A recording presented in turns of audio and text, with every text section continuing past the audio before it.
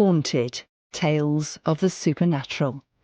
Tony Britton and Jack May star in The Grey Ones by J.B. Priestley.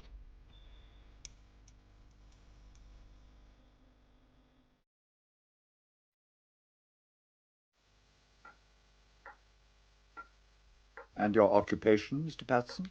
I'm an exporter. It's a family business. My grandfather started it. Originally for the Far East. Firms abroad, especially in rather remote places, send us orders for all manner of goods, which we buy here on commission for them. It's not the business it was 50 years ago, of course. Still, I enjoy it. That is the impression you've given me. And you're reasonably prosperous, I gather. We all have our financial worries these days, of course. I know I have. So I think we can eliminate all that side, eh, Mr. Patson? Oh, yes, certainly. Well, now, tell me what's troubling you. Well, Mr. Patson?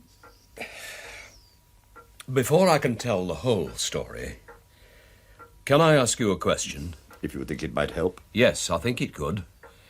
Because I'd like to know roughly where you stand before I begin to explain.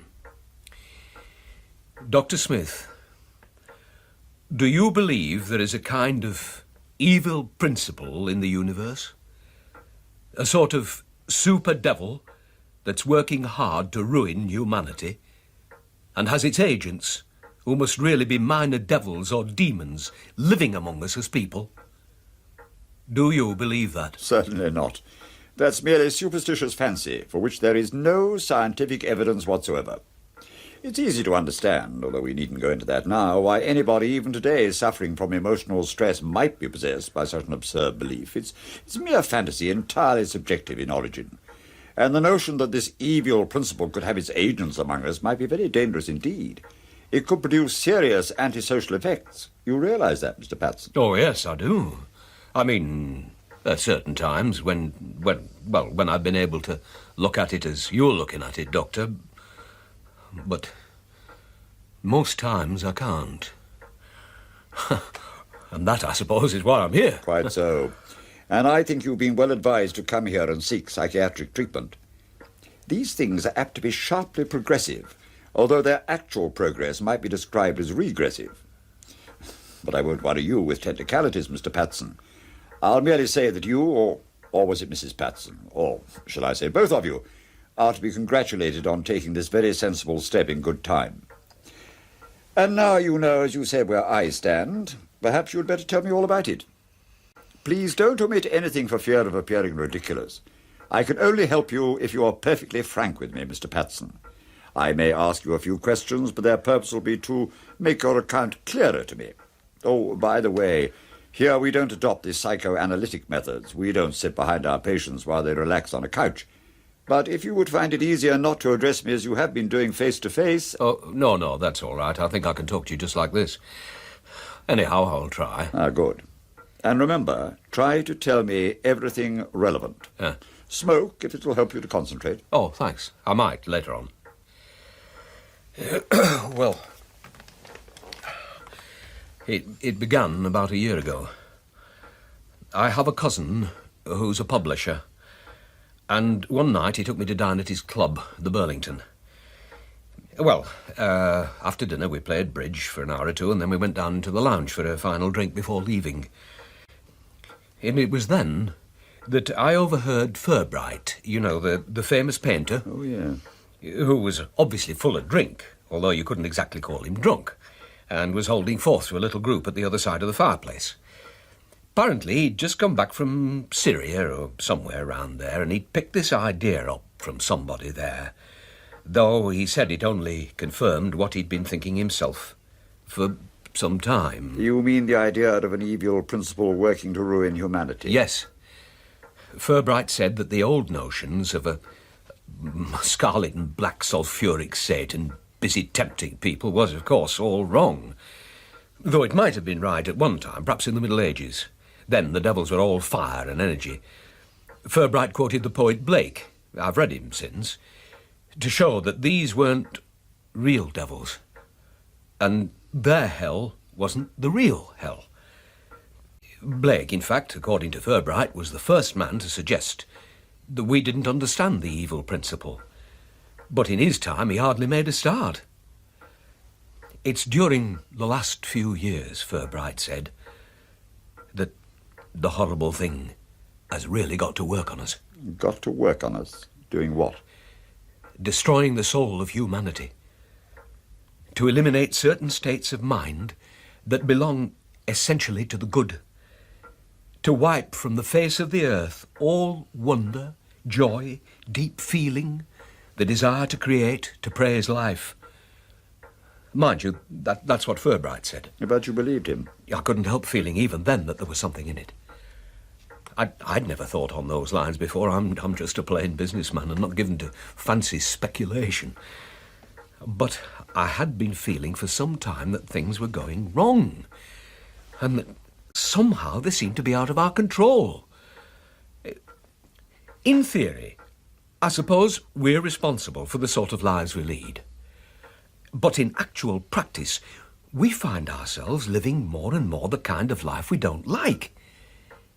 It's as if we were all compelled to send our washing to one huge, sinister laundry, which returned everything with more and more colour bleached out of it until it was all a dismal grey. I take it that you're now telling me what you thought and felt yourself, and not what you overheard this man Furbright About say. the laundry, yes, and about things never going the right way, yes. That's what I'd been feeling. As if the shape and colour and smell of things were going. Do you understand what I mean, Doctor? Oh, yes, it's part of a familiar pattern. Your age may have something to do with it. Oh, I don't think so. This is something quite different. I've made allowances for that. So far as you can, no doubt.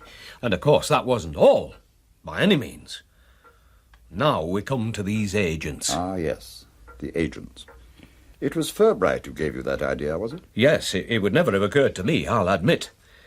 But if this evil principle was trying to make something like insects out of us, it could do it two ways. One, by a sort of remote control. Perhaps by a sort of continuous radio program, never leaving our minds alone. Telling us not to attempt anything new, to play safe, not to have any illusions, to keep to routine. But the other way, direct control, you might call it, was by the use of these agents. A sort of evil fifth column, with more and more of them everywhere, hard at work. Devils? Demons? What? Well, that's what they amount to, except that it gives one a wrong idea of them, horns and tails and that sort of thing. These are quite different, Furbright says. All you can definitely say is that they're not human. They don't belong to us. They don't like us. They're working against us. They have their orders, they know what they're doing. They work together in teams. They arrange to get jobs for one another, more and more influence and power. So, what chance have we against them? If such beings existed, we should soon be at their mercy, I agree. Aye. But then they don't exist, except, of course, as figures of fantasy, although in that capacity they can do a great deal of harm. I take it, Mr. Patson, that you have thought about, or shall we say, brooded over these demonic creatures rather a lot lately. Oh, yes. I must say I have. Quite so. By the way, what do you call them? It might save time and possible confusion if we can give them a name. They're the grey ones. Ah, the grey ones. You seem very sure about this, Mr. Patson. Well, why shouldn't I be? You asked me what I call them, so I tell you.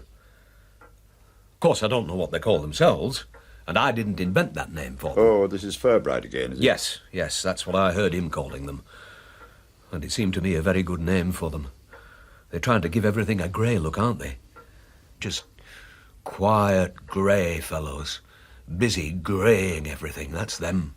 Is it indeed? Aye. Yet you've never met one. Isn't that highly suggestive? Doesn't that make you ask yourself what truth there can be in this absurd notion? All these grey ones seeking power over us, influencing our lives, and yet you've never actually come into contact with one? Now, Mr. Patson... Who says I've never met one? Where did you get that idea from, Doctor? Oh, do you mean to tell me... Certainly I mean to tell you. I know at least a dozen of them. My own brother-in-law is one. So that's how it is, Mr. Patson. Very well. Let us begin with your brother-in-law. When and how did you make the discovery that he is a grey one? Well, I'd wondered about Harold for years. I've always disliked him, but I never quite knew why. He puzzled me, too. He's one of those chaps who don't seem to have any centre you can understand. They don't act from any ordinary human feeling. They haven't motives you can appreciate. It's as if there was nothing inside them. They seem to tick over like automatic machines. I'd try to get closer to him, just for my wife's sake, although they'd never been close. I'd talk to him at home after dinner, and sometimes I'd take him out. You couldn't call him unfriendly. That at least would have been something. He'd listen up to a point while I talked. If I asked him a question, he'd make some sort of reply. He'd talk himself in a kind of fashion, rather like a leading article in one of the more cautious newspapers. Chilly stuff, grey stuff. Nothing exactly wrong with it, but nothing right about it either. And after a time, about half an hour or so, I'd find it hard to talk to him, even about my own affairs. I'd begin wondering what to say next. There'd be a sort of vacuum between us. He had a trick, which I've often met elsewhere, of deliberately not encouraging you to go on, of just staring, waiting for you to say something silly. Now, I put this down to his being a public official. When I first knew him, he was one of the assistants to the clerk of our local borough council. Now he's the clerk. Quite a good job, for ours is a big borough. Well, a man in that position has to be more careful than somebody like me has. He can't let himself go. He's got too many people to please, or rather not to offend. And one thing was certain about Harold, and that ought to have made him more human, but somehow it didn't. And that was that he meant to get on. He had ambition, with a bit of fire and nonsense in it somewhere, but a sort of cold determination to keep on moving up. You see what I mean? No questions, remember, Mr. Patson. Oh, I forgot, I'm sorry. Well, that's how he is. But then I noticed another thing about Harold, and even my wife had to agree about this. He was what we called a damper. If you took him out to enjoy something, he not only didn't enjoy it himself, but he contrived somehow to stop you enjoying it too. Then, before I'd learnt some sense, I'd talk to him about various plans I had for improving the business, but as soon as I'd described any scheme to Harold, I could feel my enthusiasm ebbing away. I felt, or he made me feel, any possible development wasn't worth the risk. Better stick to the old routine. I think I'd have been done for now if I hadn't had sense enough to stop talking to Harold about the business. If he asked me about any new plans, I'd tell him I hadn't any. Now, all this was long before I knew about the grey ones.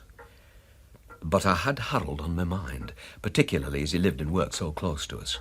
When he became clerk of the council, I began to take more interest in our municipal affairs, just to see what influence Harold was having on them.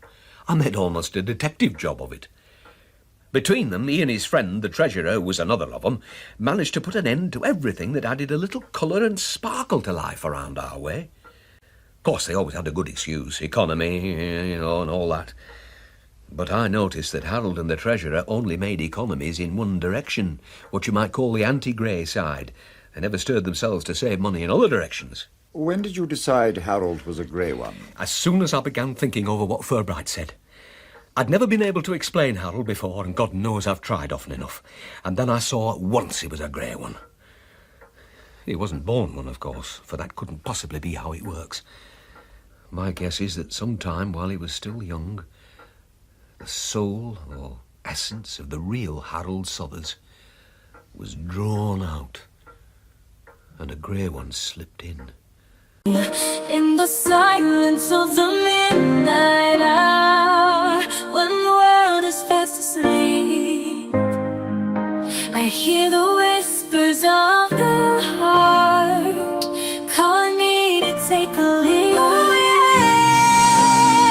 So follow the whispers of my heart.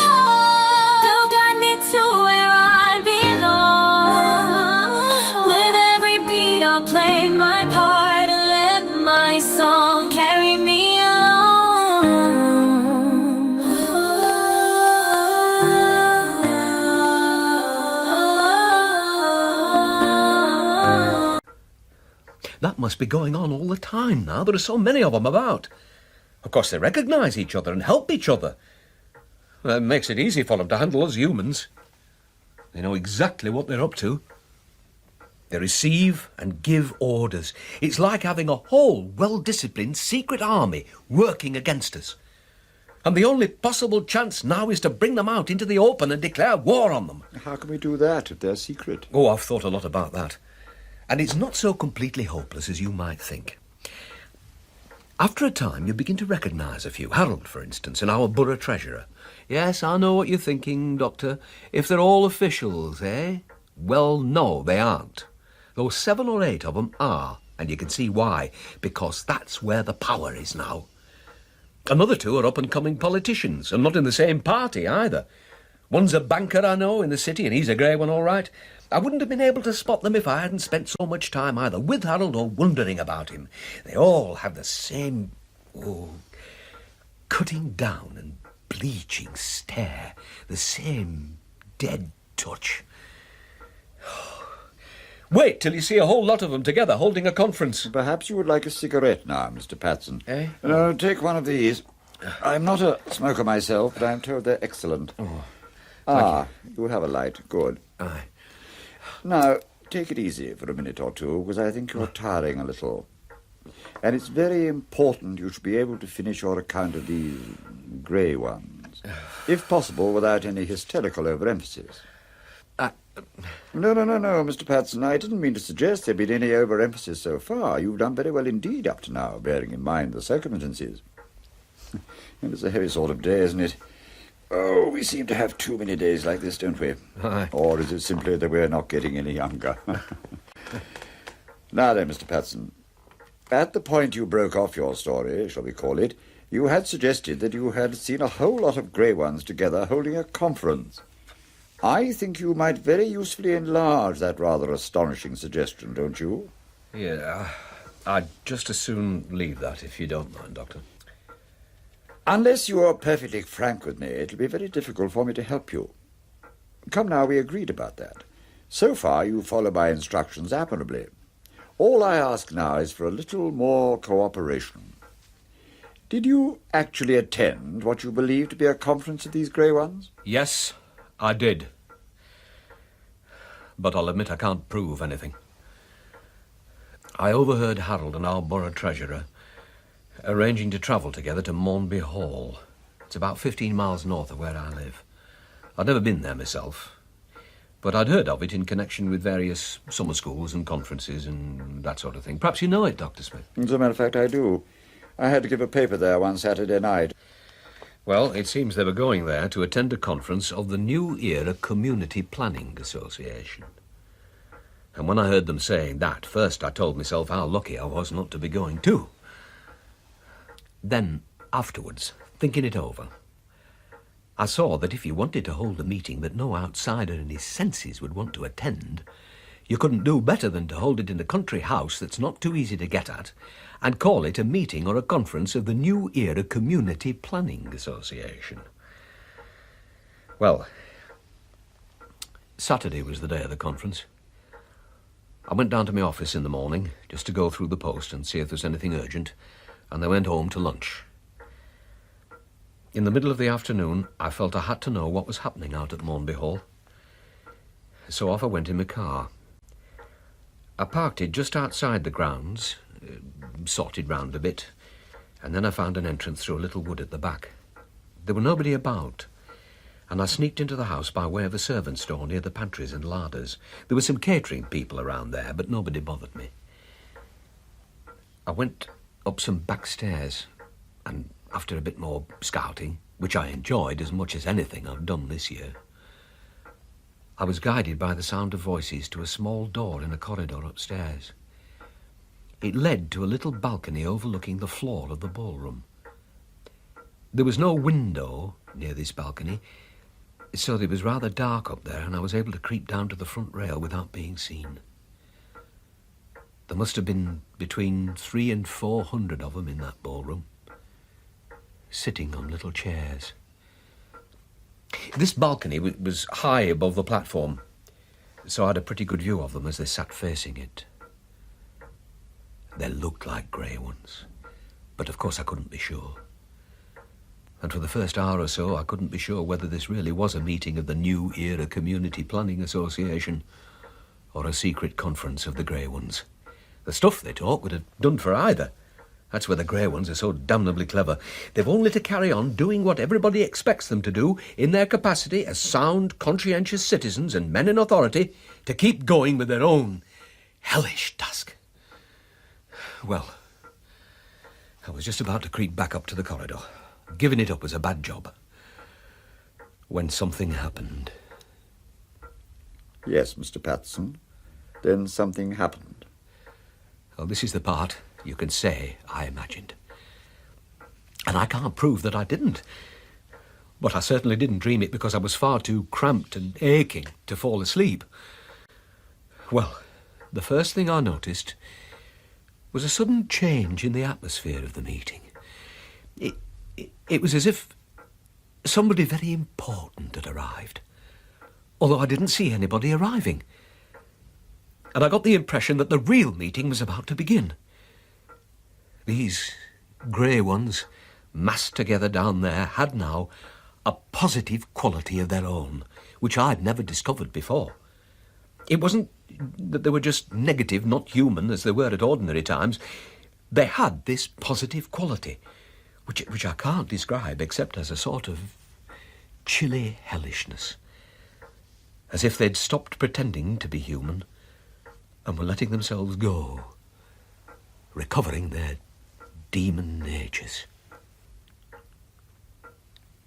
I was crouching there, just above 300 or 400 creatures from cold, cold hell.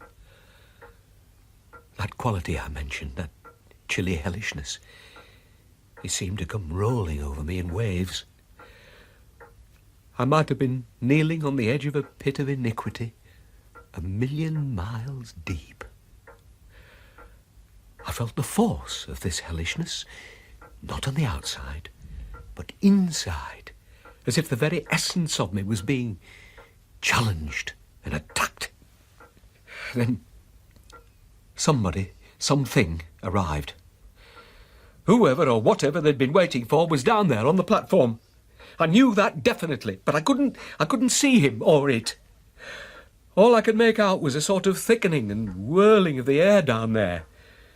Then out of that a voice spoke, the voice of the leader they'd been expecting.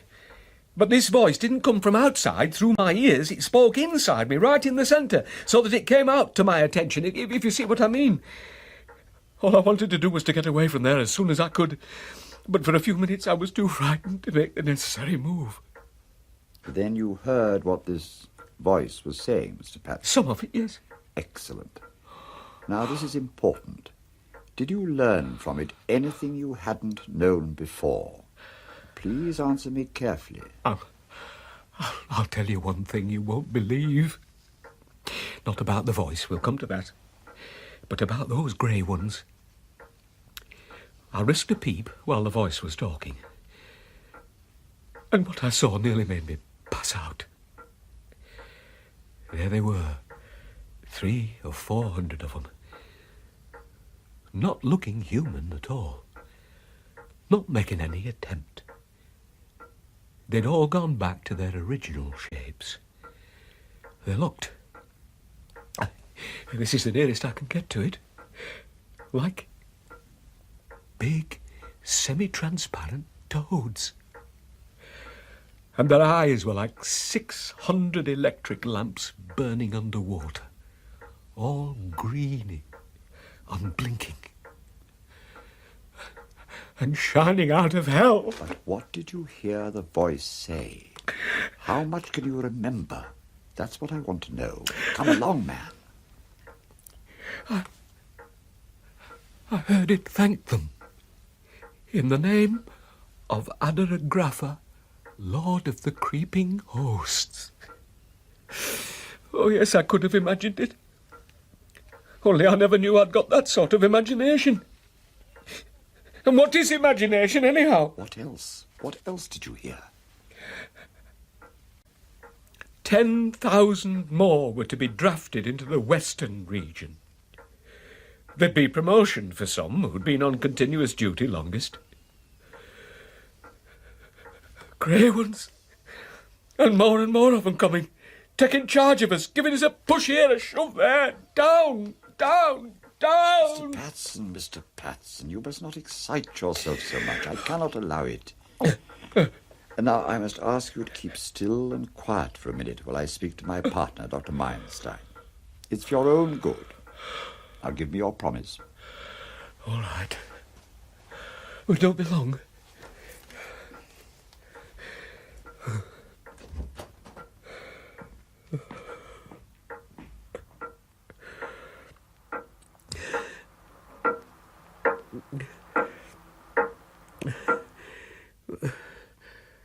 Oh, the clock. It's stopped. It's... Oh, Dr. Smith, I was just... Your clock has stopped. These two gentlemen are my colleagues, Mr. Patson, Dr. Meyerstein and Dr. Stobbart. You must realize that you are a very sick man. Sick in mind, if not yet sick in body. Uh-huh. So you must put yourself in our hands. Oh. Oh. My God! No! Keep away! Grey ones! You! Grey ones!